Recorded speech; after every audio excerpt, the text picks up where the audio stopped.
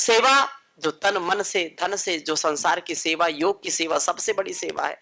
योग की सेवा से हम पूरे घर परिवार को, संसार को निरोगी बनाने का कार्य करते हैं। देखो क्या है कि अगर पैसे से सब कुछ होता तो कोई भी व्यक्ति जो है, जिसके पास पैसा है तो वो कभी रोगी नहीं होता, और जिसके पास पैसा नहीं है उसको रोग से कोई बचा नहीं सकता।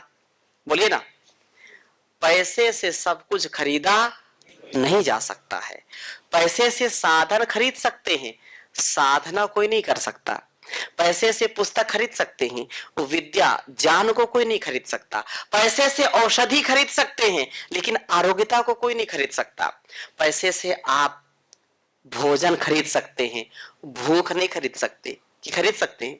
नहीं खरीद सकते। लेकिन योग करने से ये सारे सद्गुणों का संयोग अपने जीवन में आ जाता है, सब कुछ मिल जाता है। योग करने से समय से भूख लगेगी, समय से नींद आएगी। बिस्तर बहुत बड़ा है, डंलप के गद्दे, मखमली बिस्तर है, लेकिन नींद नहीं आ रही। अब किसी दुकान में, कोई दुकान है क्या कि हमको जो है 2 किलो नींद दे दो, हम बहुत दिन से सोए नहीं है? बोलो ऐसा है क्या? आप किसी भी संसार के किसी भी कोने में जाइए, हाँ धन आवश्यक है, अर्थ के बिना व्यक्ति समर्थ नहीं होता, अर्थ के बिना सेवा नहीं हो सकती है। लेकिन अर्थ ही नहीं सब कुछ, क्योंकि सुखस्य मूलम धर्मः। सुख का मूल क्या है? धर्म। क्या है? धर्म हमारा कर्तव्य है। सुख का मूल क्या है? आचार्य चाणक्य ने कहा सुखस्य मूलम धर्मः। धर्मस्य मूलम अर्थः। धर्म का मूल क्या है? अर्थ। अर्थ के बिना धर्म भी नहीं चलेगा, अर्थ के बिना सेवा भी नहीं चलेगी। तो सेवा भी, अगर सेवा हम करना चाहते हैं तो हमको समर्थ बनना पड़ेगा। अर्थस्य मूलम राज्यम, सुखस्य मूलम धर्मः, धर्मस्य मूलम अर्थः, अर्थस्य मूलम राज्यम, राज्यस्य मूलम इंद्रिय जय, इंद्रिय जय से मूलम विनयम, विनय से मूलम वृद्धोपसेवा, वृद्धोपसेवया विज्ञानम, विज्ञानेन जितात्मा भवति, जितात्मा सर्वार्थैः सह संपद्यते। कितनी बड़ी बात कही आचार्य ने। ये एक सच्चे सेवक का लक्षण है, एक सच्चे सेवा करने वाले का ये गुणकर्म स्वभाव होना चाहिए कि धर्म को मूल में रखना है। धर्म को कहां रखना है? मूल में रखना है। और धर्म का अर्थ क्या है? कर्तव्य, अपना कर्तव्य। कोई उदाहरण से इसको बात को समझिए। सेवा इसी में सारी जुड़ी है। सुखस्य मूलम धर्मः।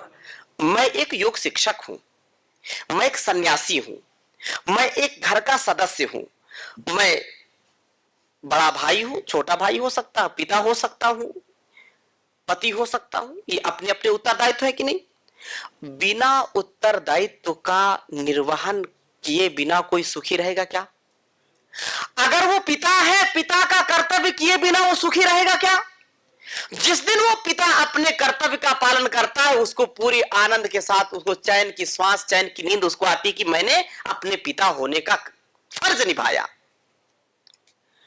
आप यदि एक योग शिक्षक हैं, आप यदि योग करते हैं, कराते हैं, यदि निरोगी व्यक्ति को बनाते हैं तो आपको प्रसन्नता होती। कोई व्यक्ति बहुत दुखी है, बहुत पीड़ित है, और आपने कहा कि आओ बैठो, आप योगाभ्यास करो, इंटीग्रेटेड योगाभ्यास करो, ये औषधियां हैं, इनका सेवन करना, दिनचर्या अच्छी रखना। डॉक्टर चाहे कितना भी उसको डराया हो, कितना भी उसने लाखों लाखों रुपए खर्च कर दिए हो, आपके योग सिखाने से, आपके धर्म का पालन करने से, आपके कर्तव्य के पालन करने से वह व्यक्ति बिल्कुल नया जीवन पाता है। ऐसे लोग आप में हैं कि सैकड़ों हजारों लोगों को आपने योग सिखाया और उनका जीवन बदल गया। डॉक्टर ने कहा भी मरेगा, लेकिन आपने कहा आइए बैठिए, योग करिए, और आपने उसको जीवन दे दिया। तो ये आपको सबसे बड़ा सुख मिलेगा। उसने कहा आपने मेरा जीवन बचा लिया। देखो वो जब वो कहता है कृतज्ञता पूर्ण ढंग से कि आपने मेरा जीवन बचा लिया, आप यदि ना मिलते मुझको, आप यदि योग ना सिखाते तो शायद मैं ना रहता। अब उस समय आपके मन की जो स्थिति होती है वो दुनिया की किसी भी करोड़पति व्यक्ति की भी नहीं होगी। इतना को सुख मिलेगा, इतनी आत्म शांति मिलेगी। अरे मैंने तो कर्तव्य किया अपना, आपने कुछ उसको दिया क्या? कुछ नहीं दिया ना, आपने अपना कर्तव्य किया और उस कर्तव्य के पालन से उसको नया जीवन मिला। और नए जीवन में बताइए उसके पीछे कितने लोग होंगे जो उससे आश्रित होंगे, उसके बेटा बेटी, घर में, परिवार में, संसार में कितना उसका आपने भला कर दिया।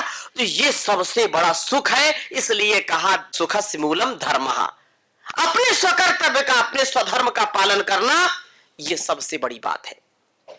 सर्वधर्मान परित्यज्य मामेकम शरणम व्रज, गुरु की शरण में रहना, प्रभु की शरण में रहना, यही धर्म है। यही अपने स्वकर्तव्य का पालन करना धर्म है। तो सुखस्य मूलम धर्म।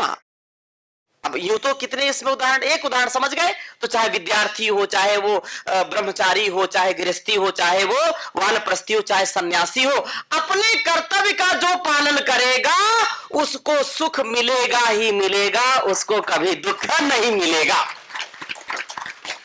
कभी उसको पश्चाताप नहीं होगा। अर्थस्य मूलम राज्यम, सुख का मूल तो हो गया धर्म, धर्म का मूल हो गया अर्थ, और अर्थ का मूल राज्यम। अर्थ तो सब समझते हैं, पर बिना धन के, बिना संसाधन के कैसे आप कार्य करेंगे? तो एक तो ये स्वास्थ्य रूपी धन, ये भी है अर्थ, इसको भी समझ लीजिए। हम स्वस्थ रहेंगे तो ही सेवा कर पाएंगे। सेवा सबसे पहला सुख निरोगी काया, दूजा सुख घर में हो, तीजा सुख सतवंती नारी, चौथा सुख सुत आज्ञाकारी, पांचवा सुख हो मित्र घनेरे। ऐसे एक सुख की एक श्रृंखला लोगों ने बताई है, अलग अलग सबका सुख है। अब ऐसा नहीं कि कोई व्यक्ति जो है इनसे थोड़ा सा वंचित है तो एक, तो ऐसा कोई नहीं कि नहीं उसको सुख नहीं मिलेगा, गणना लोगों ने की है।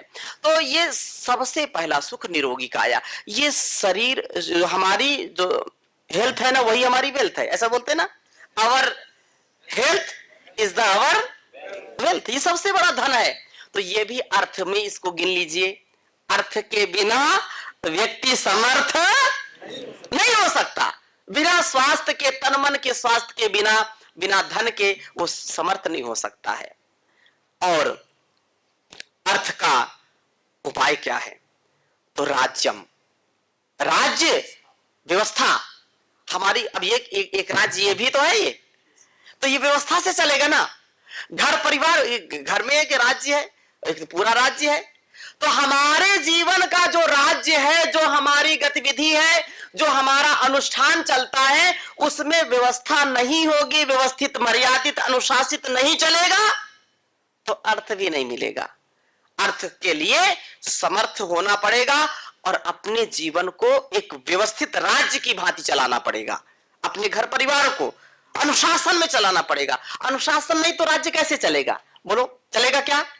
अगर एक योग कक्षा में अनुशासन नहीं, कैसे सेवा आप करेंगे? एक बोलता है इधर, एक बोलता है इधर, एक बोले दाएं, एक बोलता है बाएं, कैसे चलेगा? मैं बोलता हूं यस, वो बोलता है नो, ऐसा होता है ना कभी कभी। तो ये गड़बड़ है, इससे कभी भी समर्थ नहीं बनेंगे। एक अनुशासन हो, संगठन की सेवा हो, संस्थान की सेवा हो, उसमें एक अनुशासन चाहिए। एक बार जो अनुशासन बना दिया गुरुदेव ने, उसको हमको पूरा फॉलो करना है। तो ये जो है अर्थस्य मूलम राज्यम, राजस्य मूलम इंद्रिय जय। अब देखो, बिना इंद्रियों के हम कार्य नहीं कर सकते। हमारे इंद्रियों का सामर्थ्य जितना बढ़ेगा, हम सेवा उतनी अच्छी करेंगे।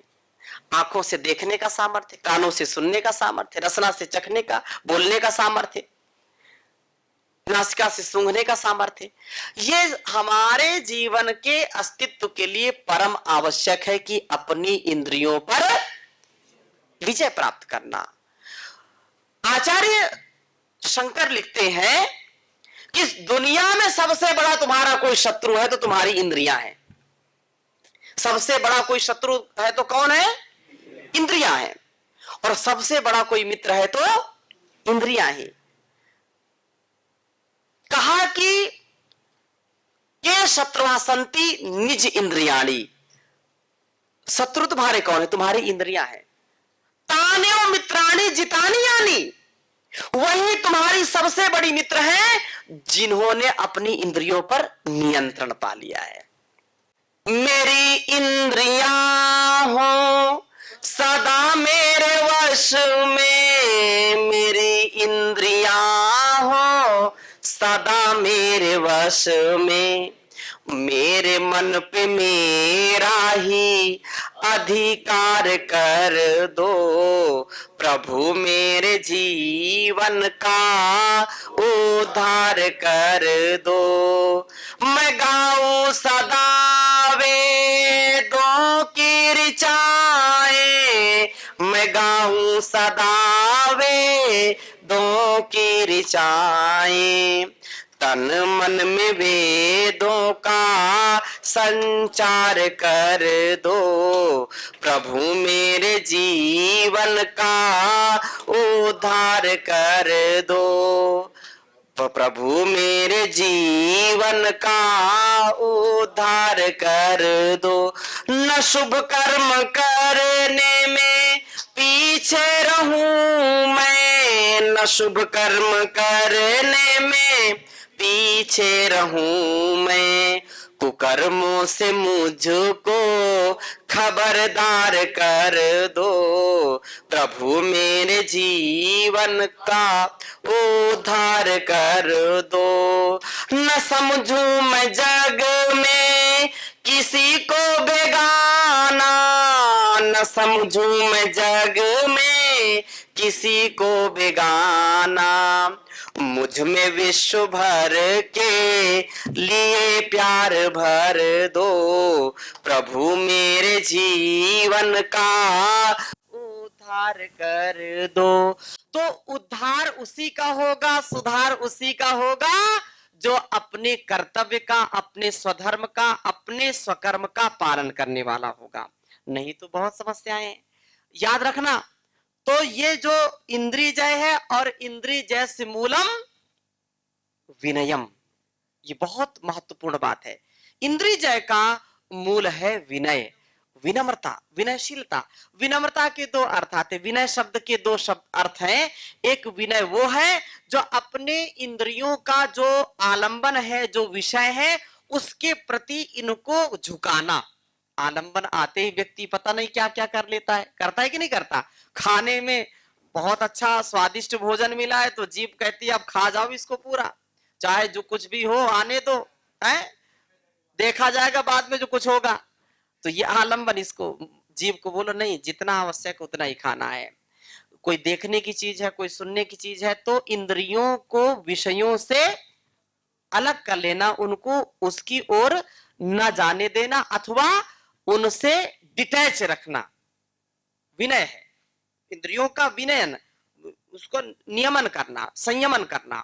और एक विनय का अर्थ तो सभी समझते हैं कि अपने आप को विनम्रता से युक्त रखना, बड़ों का आदर करना, सम्मान करना, नियमों का, अनुशासन का, मर्यादा का, सिद्धांतों का पालन करना। और कुछ जानते हुए भी जब तक बोला ना जाए, जब तक पूछा ना जाए, तब तक नहीं बोलना। ये एक विद्वान की जो है पहचान होती है। कुछ बोलते रहते हैं, लोग सोचते हैं कि नहीं मेरे से ही लोग आकर के बोले। देखो सब में कुछ लोग कहते हैं क्या करें, हम जो है बहुत दुनिया में लोग बुद्धिमान हैं, बलशाली हैं, धनवान हैं, ये सब जानते हुए भी, मानते हुए भी कभी बोलता है कि मैं तो कमजोर हूं, मैं तो गरीब हूं, मैं तो ये हूं, मैं तो वो हूं। लेकिन इस बात में कभी वो नहीं करता कि मेरा दिमाग सबसे कम है। उसको तो दिमाग तो लगाना ही लगाना है, सबसे दिमाग लेना है तो मोदी जी हमारे पास आए, हम दिमाग उनको देंगे, कैसे देश चलाना है हम बताएंगे, ऐसे लोग कहते हैं। ऐसे मतलब उदाहरण के रूप में। तो ऐसा नहीं होना चाहिए। विनयशीलता और सीखने का सामर्थ्य। जैसे मैं हमेशा एक बात को कहता हूं कि जीवन में सदा सीखने का भाव रखना चाहिए। कैसे रखना चाहिए? सीखने का भाव रखना चाहिए। सीखना और सिखाना, बात यही शुरू किया था, गिव एंड टेक। देही में ददामी ते, तू मुझे दे मैं तुझे दूंगा। ये पूरी प्रकृति उसी पर निर्भर करती है। तो अभी जो है हमारा इस बात का जरूर ध्यान होना चाहिए कि हमको सीखना है, हमको सीखना है और अंतिम श्वास तक सीखने का काम करना है। अपने आप को सीखने का, सिखाने का ये अनुष्ठान सदा चलना चाहिए। और याद रखना की समस्याएं आएंगी, तो भी अपनी विनम्रता को कभी नहीं छोड़ना। कभी अपने ही लोगों से लोग जो है उलझने लगते हैं, अपने लोगों से ही छीटाकशी करने लगते हैं, वो संगठन फिर चलता नहीं है, वो घर परिवार नहीं चलता। अपनों का सम्मान होना चाहिए, त्रुटि हो जाए तो उसको क्षमा करने का भाव होना चाहिए, स्वभाव होना चाहिए, और सबको उबार करके सबके साथ चलने का जो है सामर्थ्य रखना चाहिए, तब संगठन घर परिवार आगे बढ़ता है। तो मूलम विनयस मूलम वृद्धोपसेवा। देखो, कहा कि अगर विनयशीलता तुम्हारे अंदर लानी है तो फिर क्या करना चाहिए?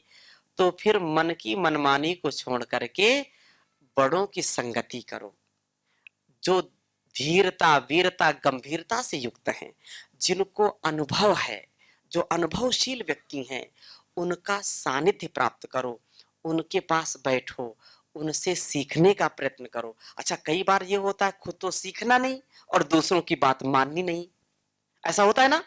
खुद तो सीखना नहीं और दूसरों की बात मानना नहीं, तो फिर उससे संगठन और घर परिवार दुखी होता है। ये नहीं होना चाहिए।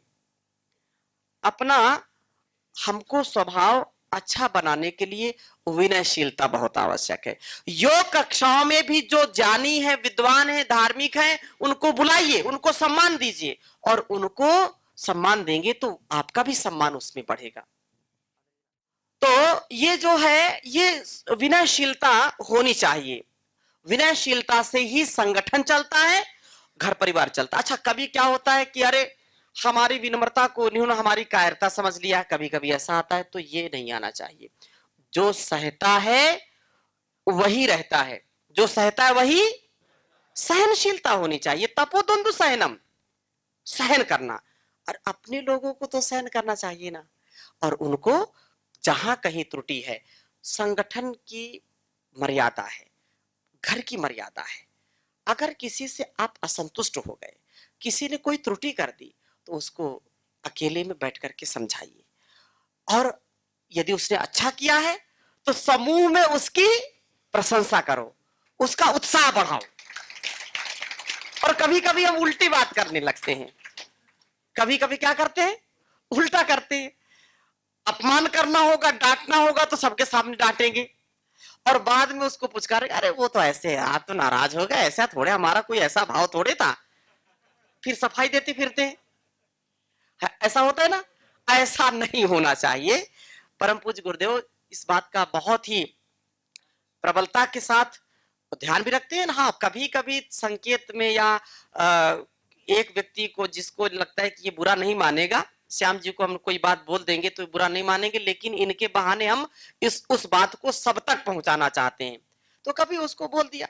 लेकिन हम प्रयास ये करें कि अपनी जो संगठन की मर्यादा है उसका कभी अतिक्रमण ना करें। जो हमको मुख्यालय से बताया गया है उसका 100% पालन करना है। और याद रखना, अपने कर्तव्य का सदा ध्यान रखेंगे, अधिकार तो अपने आप मिल जाते हैं। कभी कभी अरे हम इतना करते हैं, ये अधिकार घर में भी, परिवार में भी, तो ये नहीं होना चाहिए, क्योंकि हमारा किया हुआ कर्म, हमारा किया हुआ कर्तव्य, उसका परिणाम हमको हर पल मिलेगा, हर पल मिलेगा। कुछ भी हम निरर्थक नहीं करते, याद रखना।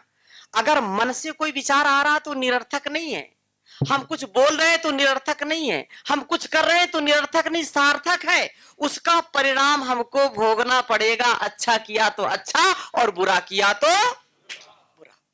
इसलिए संगठन, संस्थान, योग की सेवा इतनी बड़ी सेवा है कि आप अपने जीवन को तो धन्य करेंगे करेंगे, अपने घर परिवार और संसार को भी धन्य कर जाएंगे। इतना बड़ा सामर्थ्य हजारों लोगों का। मैं ये अंतिम बात बोल करके फिर पूर्णता करता हूं। जब हमने घर छोड़ा, आपने गुरुदेव जी की जो जीवन की कथाएं हैं, जो जीवन का संघर्ष है, उसको देखा है। यहाँ भी आप लोगों के लिए व्यवस्था बीच बीच में की है, तो जो है योग यात्रा दिखाएंगे। गुरुदेव के मुख से कितने बार आपने सुना है, जब हम घर से निकले तो लोगों ने कहा कि वहां तो बड़ी कठिन तपस्या होगी, आप ठहर नहीं सकते, आपको आना पड़ेगा। हमने कहा कुछ भी हो, हमको जो गुरुदेव का आदेश संदेश है उसको आत्मसात करना है और कठिन से कठिन परीक्षा में भी हमको विचलित नहीं होना है। हम जब आए तो हजारों लोग आए, क्योंकि वो शिविर चलते थे उस समय, अभी भी बीच में जो आते हैं उनको लेते हैं। 2009 से लेकर के अब तक हजारों लोग आए और हजारों लोग चले गए। एक ही बात मैं कहना चाहता हूं कि कितने लोग आएंगे कितने जाएंगे, लेकिन आपको डावाडोल नहीं होना। जमे रहो जहां जम गए, जमे के लाखों मोल, उखड़े की कौड़ी नहीं, मत हो डावाडोल। कभी डावाडोल नहीं होना, अपने कर्तव्य का पालन करिए। और कहते हैं कि जब एक स्थान पर पत्थर रखते हैं, स्थापित करते हैं, तो उसकी पूजा होती है? वो शिव के रूप में हो जाता है, वो शंकर बन जाता है। एक कंकर भी क्या बन जाता है? शंकर बन जाता है। और जो चोट नहीं सहता, जो प्रतिकूलताओं को नहीं सहता, वो नहीं सहेगा तो नहीं रहेगा, वो टूट करके कंकर बन जाएगा और इधर उधर फिर पैरों के ठोकरों में आता रहेगा। इसलिए अपने जीवन और जगत के कल्याण के लिए हमको जो एक अवसर मिला है, शुभ अवसर मिला है, हमको मानव की सेवा का जो अवसर मिला है, उसको हमको भुलाना नहीं, उसको आत्मसात करना है। तो जब हम घर से निकले तो हमारा एक ही उद्देश्य था कि कितने हजारों लाखों लोग रोज मरते हैं, जाना तो सबको है, अरे जाना है तो कुछ करके जाओ, कुछ पुण्य लेकर के जाओ। लोग अपने लिए जीते हैं, अपनों के लिए जीते हैं। अरे हम जब हमको सामर्थ्य मिला है तो हमको अपने देश और समाज के लिए जीना है। आपके अंदर वो सामर्थ्य है, आपके अंदर का सामर्थ्य और जागृत करके आप जिस क्षेत्र में हैं, जिस जिले में हैं, आपका नाम स्वर्णिम अक्षरों में लोग लिखे, उसको बोले कि व्यक्तित्व हो तो ऐसा बनना है। ये जीवन छोटे उद्देश्यों के लिए नहीं मिला, ये जीवन बड़े उद्देश्यों के लिए मिला है।